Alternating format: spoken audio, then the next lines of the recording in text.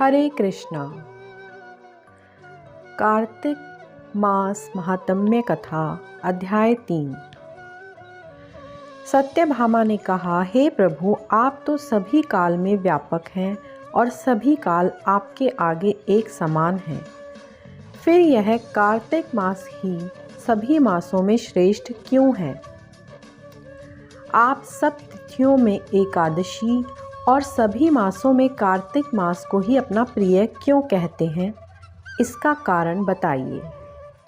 भगवान श्री कृष्ण ने कहा, हे भामिनी, तुमने बहुत अच्छा प्रश्न किया है।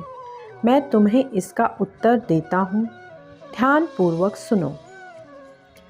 इसी प्रकार एक बार महाराज बेन के पुत्र राजा पृथु ने प्रश्न के उत्तर में देवऋषि नारद से प्रश्न किया था और जिसका उत्तर देते हुए नारद जी ने उसे कार्तिक मास की महिमा बताते हुए कहा, हे राजन, एक समय शंख नाम का एक राक्षस बहुत बलवान एवं अत्याचारी हो गया था।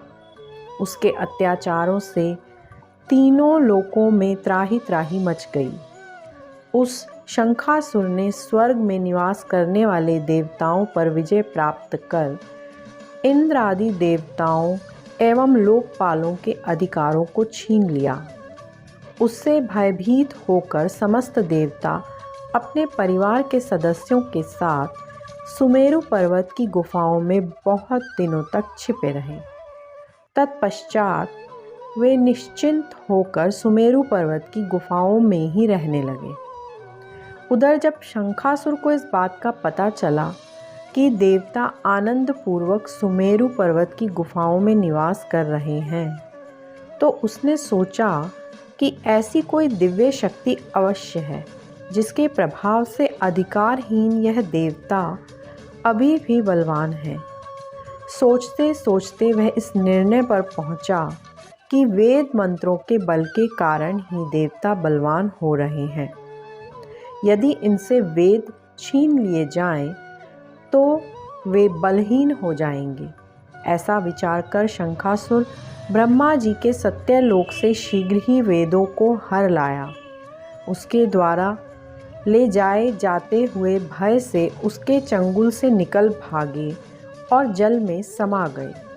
शंखासुर ने वेद मंत्रों तथा बीज मंत्रों को ढूंढते हुए सागर में प्रवेश किया, परंतु ना तो उसको वेद मंत्र मिले और ना ही बीज मंत्र।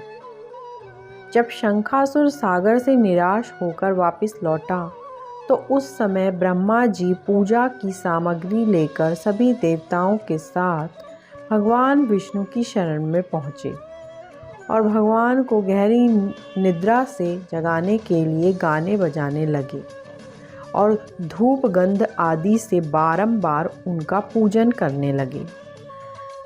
धूप दीप नैवेद्य आदि अर्पित किए जाने पर भगवान की निद्रा टूटी और वे देवताओं सहित ब्रह्मा जी को अपना पूजन करते हुए देखकर बहुत प्रसन्न हुए तथा कहने लगे, मैं आप लोगों के इस कीर्तन एवं मंगलाचरण से बहुत प्रसन्न हूँ।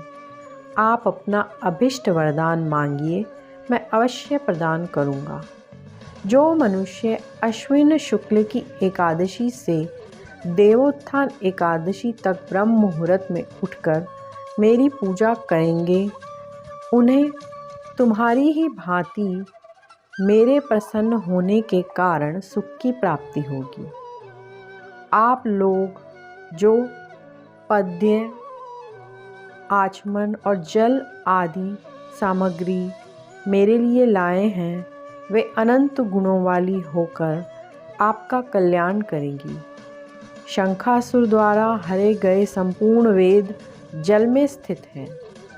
मैं सागर पुत्र शंखासुर का वध करके उन वेदों को अभी लाए देता हूँ। आज से बीज मंत्र और वेद सहित मैं प्रतिवर्ष कार्तिक मास में जल में विश्राम किया करूँगा। अब मैं मत्स्य का रूप धारण करके जल में जाता हूँ। तुम सब देवता भी मुनीश्वरों सहित मेरे साथ जल में आ जाओ। इस कार्तिक मास में जो श्रेष्ठ मनुष्य प्रातःकाल स्नान करते हैं वे सब यज्ञ के अवभृत स्नान द्वारा भली भांति नहा लेते हैं। हे देवेंद्र, कार्तिक मास में व्रत करने वालों को सब प्रकार से धन, पुत्र पुत्री आदि देते रहना और उनकी सभी आपत्तियों से रक्षा करना। हे धनपति कुबेर, मेरी आज्ञा के अनुसार तुम उनके धन धान्य की वृद्धि करना, क्योंकि इस प्रकार का आचरण करने वाला मनुष्य मेरा रूप धारण करके जीवन मुक्त हो जाता है। जो मनुष्य जन्म से लेकर मृत्यु पर्यंत विधि पूर्वक इस उत्तम व्रत को करता है वह आप लोगों का भी पूजनीय है।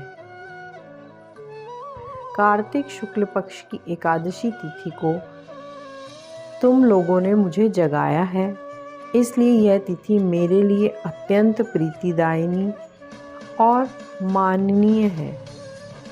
हे देवताओं, यह दोनों व्रत नियम पूर्वक करने से मनुष्य मेरा सानिध्य प्राप्त कर लेते हैं।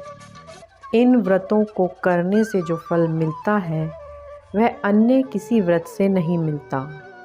अतः प्रत्येक मनुष्य को सुखी और निरोग रहने के लिए कार्तिक महात्म्य और एकादशी की कथा सुनते हुए उपर्युक्त नियमों का पालन करना चाहिए।